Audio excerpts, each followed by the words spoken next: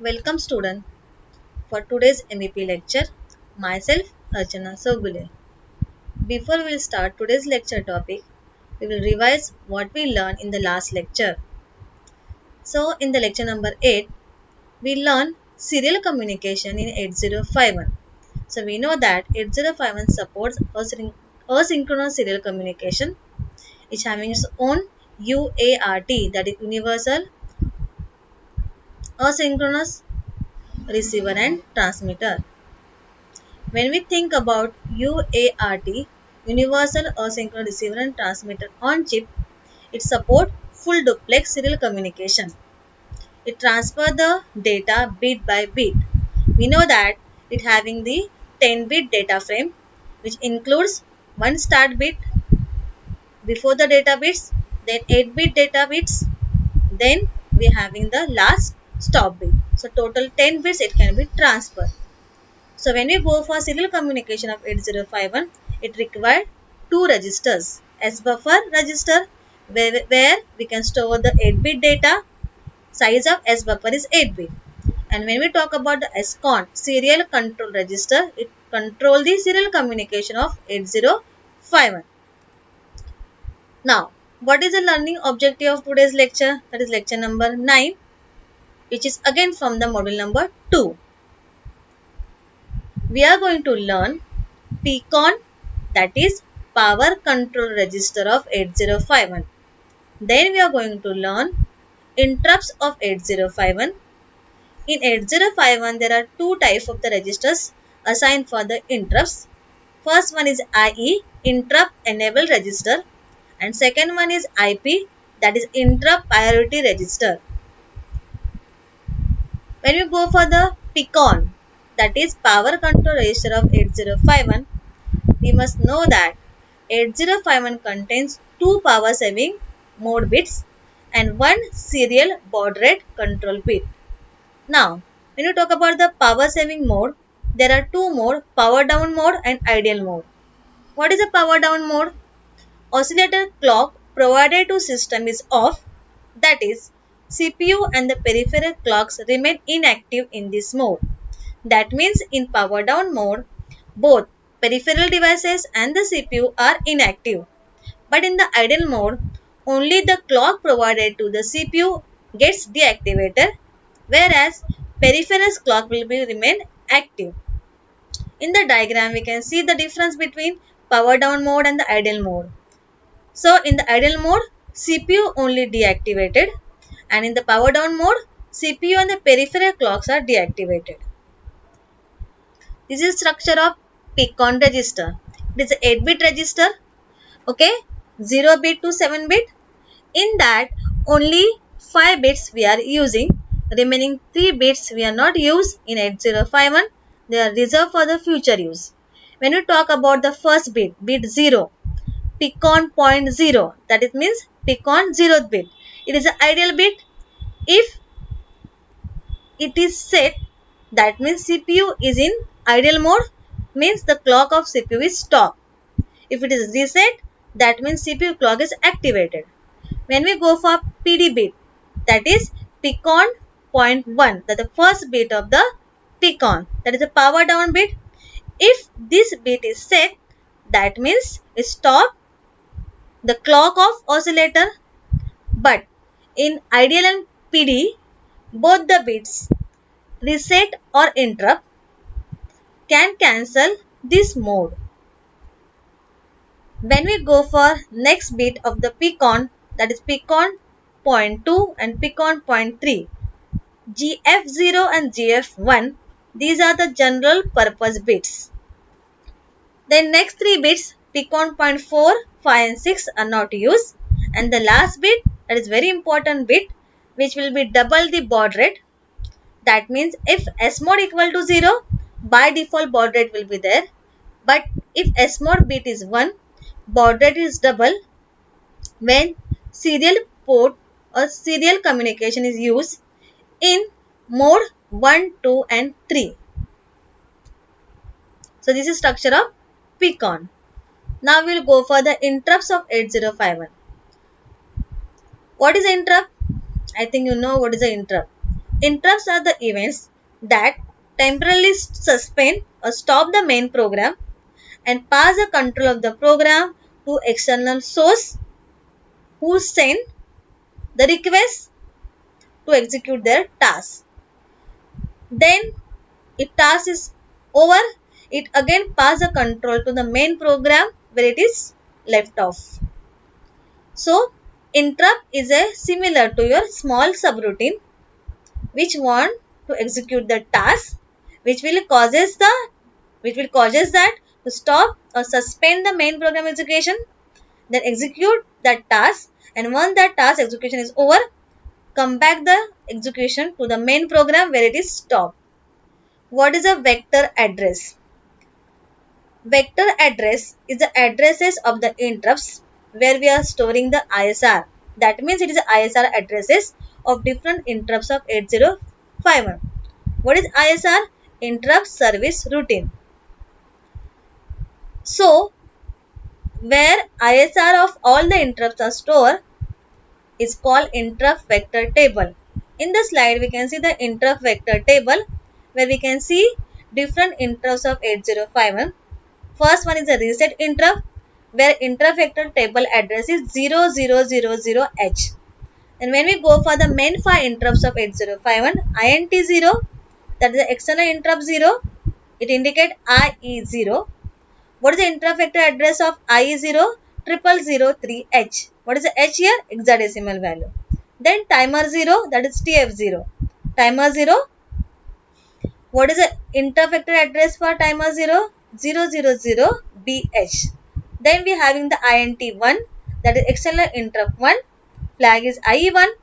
What is the interrupt vector address for this? 0013H. The next interrupt is timer 1 interrupt, that is TF1. What is the interrupt vector address? 001BH. And the last serial communication interrupt, that is TI and RI flag. What is the interrupt vector addresses for this? 0023H. So, when all the addresses we put in the table is called as interrupt vector table, that is IVT table. Now go for the interrupt enable register. So now we know that there are total 6 interrupts including reset. All interrupts having having their own vector addresses, and where we store the vector addresses is called the interrupt vector table. When you talk about the I, it is again 8-bit register. This register is responsible to enable and disable the interrupts in 8051.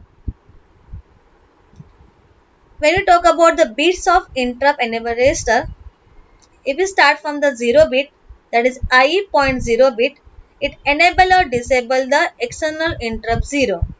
That means if it is 1, it enable the interrupt 0. If it is 0, means reset, it will be disable the interrupt 0. Same thing when we go for the next bit of I, ET0, which will be enable or disable the timer 0 interrupt. Next we are having the EX1, which will be enable or disable the external interrupt 1. Means if it is set, it enable the interrupt 1. If it is reset, it disable the interrupt 1. Next bit, that is a 4th bit of I, is ET1, which enable or disable the timer 1 overflow interrupt. Then next bit is very important, that is the 4th bit of your I, that is enable or disable the serial port interrupts, that is ES. That means for EX0 to ES bit, that is bit 0 to bit 4, total 5 bits are there, which will be enable or disable the respective interrupts of 8051. So depending upon the values present in I, it can enable or disable the respective interrupt of 8051. Then next 2 bits IE.5 and IE.6 is reserved for the future use, and the last bit is very important bit for I. It will be enable or disable all the interrupts of 8051. That means if this bit is 1, then only it will be allow all the interrupts to execute the task. If it is a 0, it will disable all the interrupts, so interrupts will be not executed and not possible to execute the interrupts in 8051 if this bit is 0. So I will be enable or disable interrupts of 8051. So there is a one bit, that is a last bit, which will be enable or disable all the interrupts, and remaining 5 bits is reserved or used for specific interrupt enable and disable. Next register of 8051, that is IP, interrupt priority register. Now when we talk about the interrupt priority register, in the table we can see that there are total 5 interrupts in 8051 which having their by default priority. So INT0 having the highest priority interrupt, and the TI and RI, that is serial interrupt, having the last priority, that is last priority. So priority 1 INT0, priority 2 TF0, priority 3 INT1, priority 4 TF1, and priority 5 TI and RI. What does it mean that if 2 or 3 interrupts occurs at the same time, who will execute first? So depending upon the by default priority of the interrupt, the highest priority interrupt will be execute their task first. Means what? If INT0 and TF0, both the interrupts send the request to the CPU, they want to execute their task. So it will be check the priority. Who's having the highest priority according to the table? INT0 having the highest priority. So CPU will be execute the task first of INT0. Once that task is over, then it will be go to the TF0 task. That means depending upon by default priority of the interrupt, the task will be executed sequentially through the CPU of 8051. If the requests of the same priority levels are received simultaneously, then what will happen? Then the internal polling sequence determine which request is to be serviced.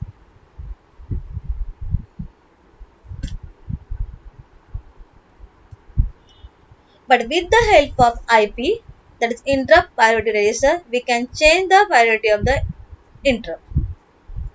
If we see on the slide, there are total 7 bits of IP. Again from the 7 bits, we are only using 6 bits. Sorry, we are only using out of 8 bits, we are only using the 6 bits. Now, the first bit, that is 0th bit of IP point 0, it define or it will be change the priority of the external interrupt 0. That means if I want the PX0, that is INT0 will be executed always first, I need to set this bit 1 in IP. Same thing for PT0, PX1, PT1 and PS1 and PT2. That means if I want to execute PT1 first as compared to PX1, PT0 and PX0. So what I will do? I will write the programming to make the bit 1 in IP register, which will assign the highest priority to PT1. So which bit assigned for the PT1 in IP? Bit number 3. So I will make the IP point 3 bit as 1 and remaining bits of IP will be 0. Then what will happen? The PT1 having the highest priority now to execute the task. So with the help of IP, I can change the priority of the interrupts. Now, if I will check the by default priority of the interrupt and I will check the bits of IP.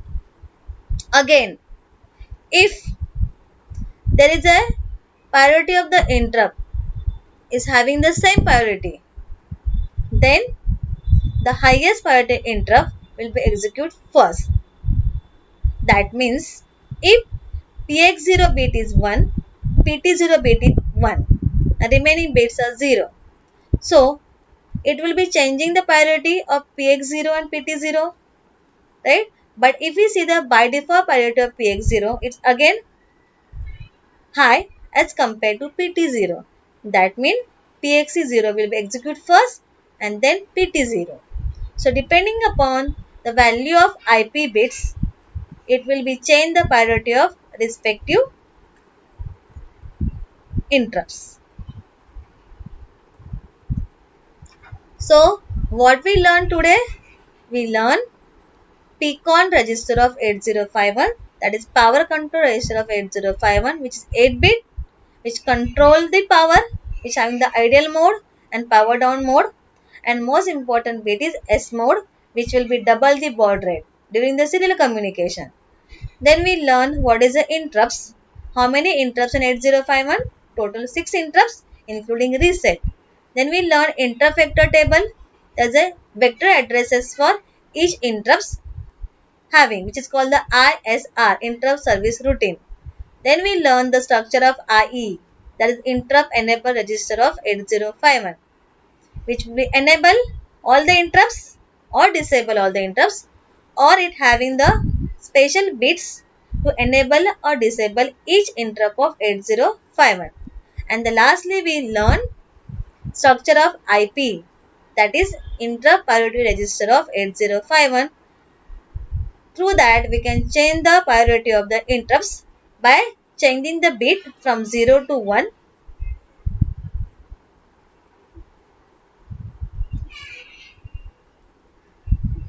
Textbook, Masidi, and some references websites I put it here, which I use during the preparation of this lecture PPT. Thank you. If you have any question, you can ask me. These are some assignment questions I assigned to all of you. It's very simple questions for today's lecture. List out the interrupts of 8051. Draw the structure of IE of 8051. Explain the structure of IP with the diagram. And the last, draw the structure of PCON register of 8051. All these registers are very important in 8051. Once again, thank you. Bye.